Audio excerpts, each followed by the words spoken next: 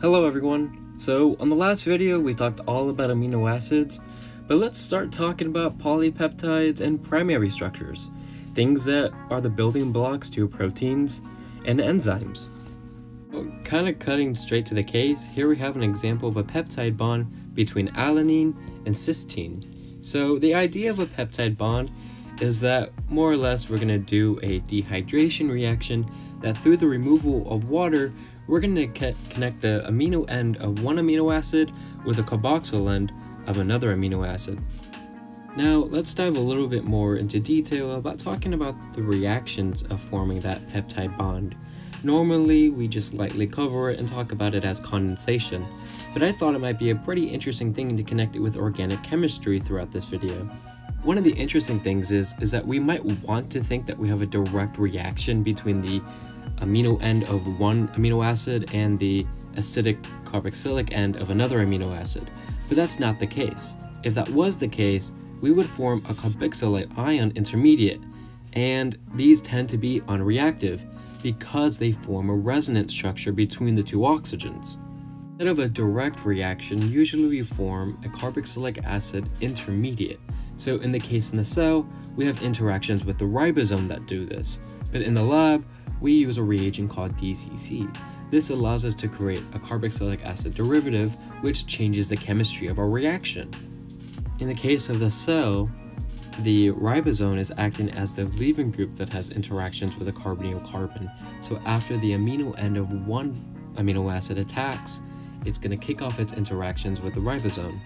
In the case of working with this in the lab, we form a better leaving group with the reagent DCC that leaves after the nucleophilic attack.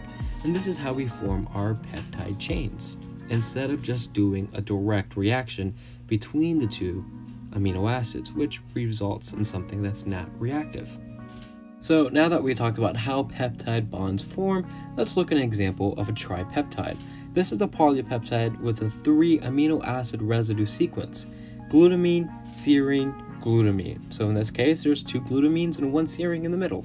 But as we can see with our next example, we have one with tyrosine, cysteine, and asparagine. Now, you see how one end is highlighted blue and the other is highlighted red?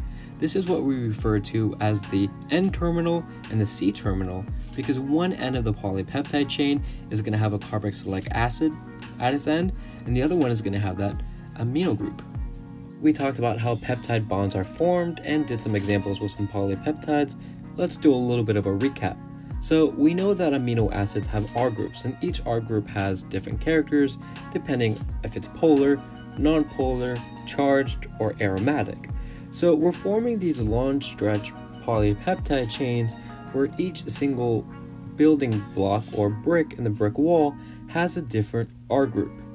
This sequence is really important to the protein because this is going to affect how this chain that we're creating is bent, twisted, and folded to create our protein.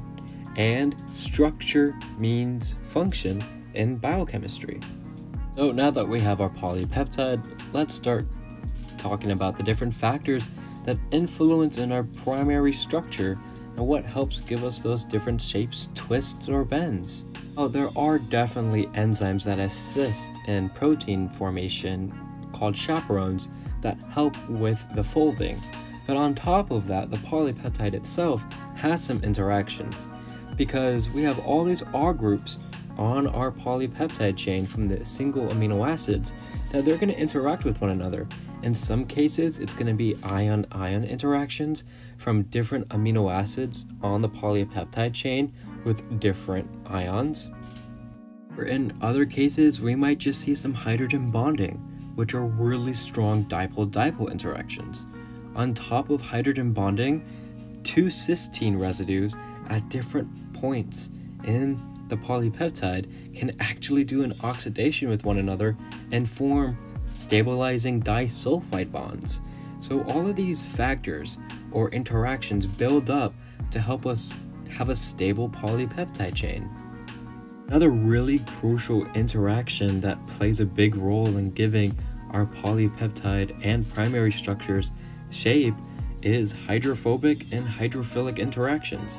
You got to remember, there's water in the cell, And so the water-hating hydrophobic amino acids with their R groups are going to be repelled by the conditions of the cell.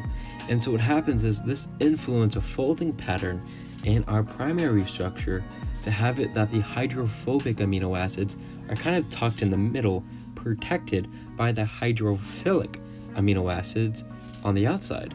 This is thermodynamically, energetically favorable, and we're going to see this time and time again with a lot of our proteins. Interesting enough, it even goes into talking about enzyme reactivity and active sites. Throughout this video, I just wanted to focus on the things that influence primary structure. But in the next video, we can start talking about alpha helices, beta sheets, beta turns, and things that influence globular proteins and fibrous proteins. So I hope this video was able to help you understand a little bit about polypeptides and peptide bonding, and I hope you guys have a great day.